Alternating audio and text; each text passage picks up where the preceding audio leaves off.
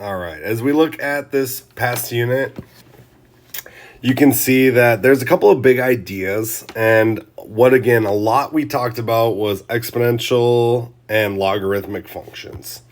So an exponential growth function, again, looks something like y equals b to the x power, and b is bigger than 1.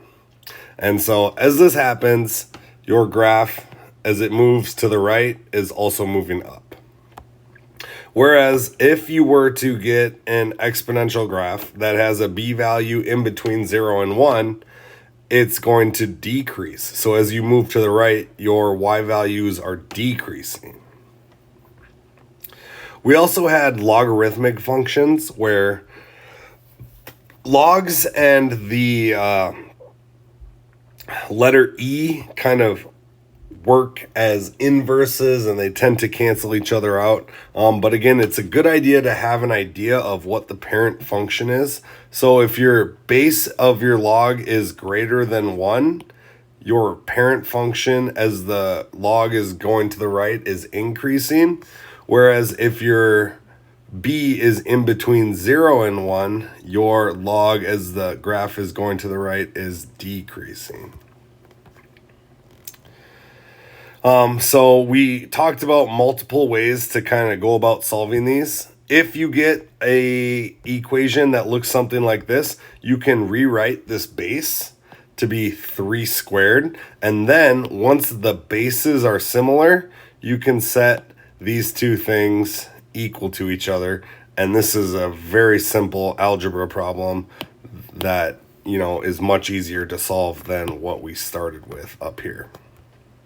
It basically works the same way with logs. Again, what is the important thing? You have to have the same base. So log base 2, log base 2. Okay, since that's true, I can set the rest of my equation equal to each other. And then again, it's just an algebra problem from there. If it cannot be written with the same base, you take a log of each side.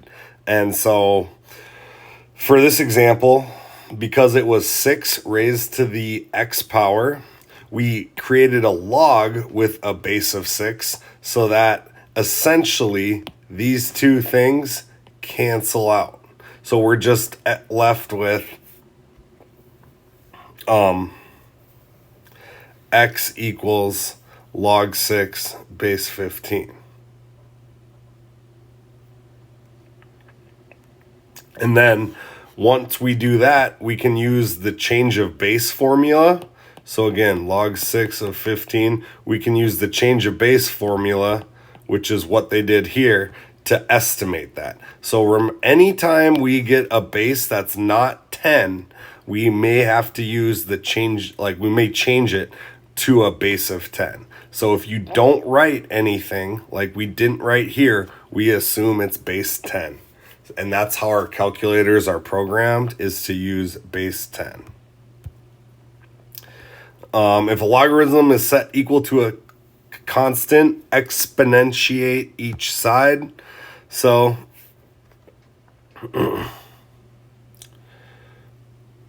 this one, again, what did we do? We raised everything with it to have a base of 5. And so when you have 5 raised to a log of 5, it's going to cancel out. So that's how we are left with x plus 1 equals 5 squared. Again, 5 squared is 25. So you subtract 1 and you get x equals 24. So looking for things to cancel out like we had here, 5 log 5. We might have, e to the ln, okay? Those things cancel out. That's what we're looking to do.